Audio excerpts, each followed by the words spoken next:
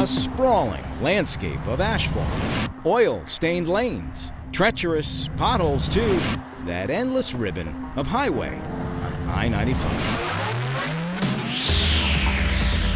Everyone's in a hurry to get there. Aggressive drivers at every twist and turn. It's completely reckless. There's so many things that could go wrong.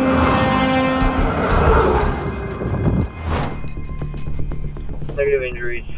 Both vehicles on the right shoulder. Start up first. Yep. Fearless drivers testing fate.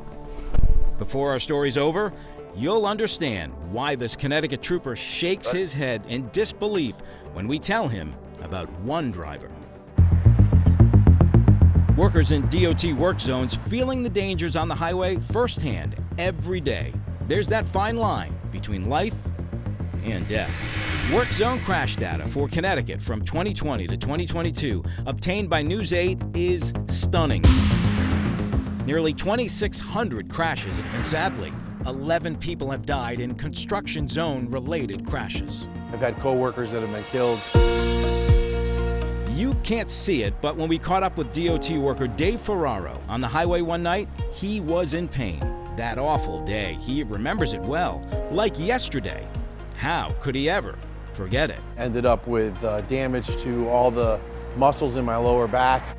Dave was hit on the job in Greenwich. An out-of-control driver slammed into him in a work zone. Luckily, he survived and can still work as a supervisor. Damage to my spine as far as bruised. Thank God nothing broken or severed. But I live every day of my life in severe pain. Bert Jameson inspects DOT trucks to keep drivers safe. Thing is, on the road one day, staying safe and alive was all he could think about. I couldn't breathe. I couldn't talk. An 18-wheeler smashed into a work crew truck. Bert's buddy hurt badly. This is the first time he's ever talked about it publicly, because if Bert moved just 700 feet, this interview we're doing right now would not be happening. And if you listen close, real close, the fear still in his voice when he talks about it. I go to bed every night thanking God that I was okay, was able to drive home that night, and thank goodness my friend was okay. I mean, he's still suffering today. To help keep workers safe, the DOT kicked off an idea to test called Know the Zone Speed Safety Camera Program.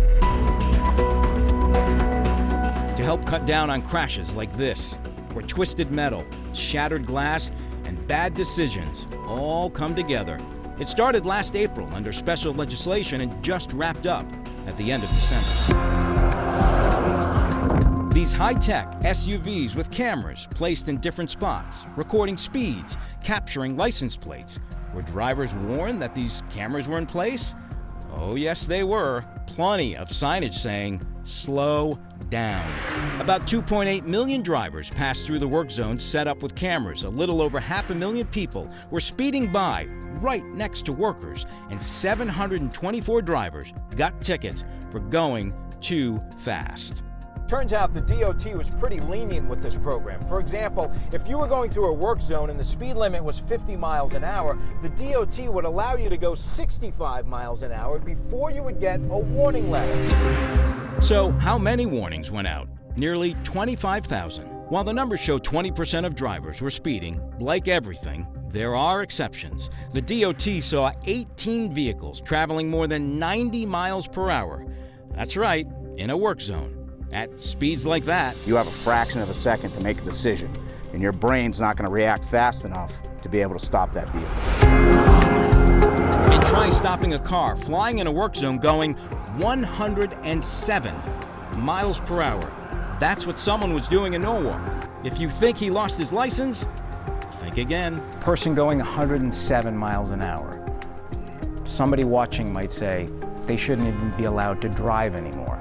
They need to really rethink the choices that they're making. Fines under the program barely nibble at your wallet. They range from $75 to $150.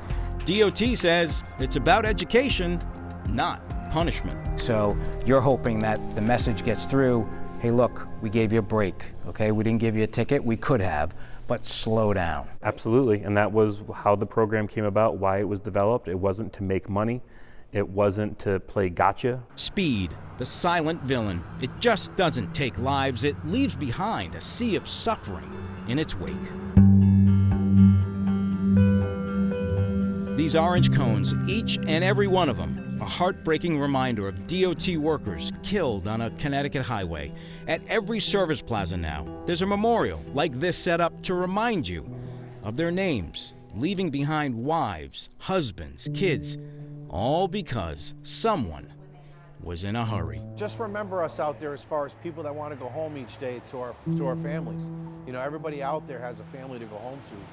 Dave Ferraro hopes you remember him and his pain if you're going to speed in a work zone, because when you're behind the wheel, his life is in your hands.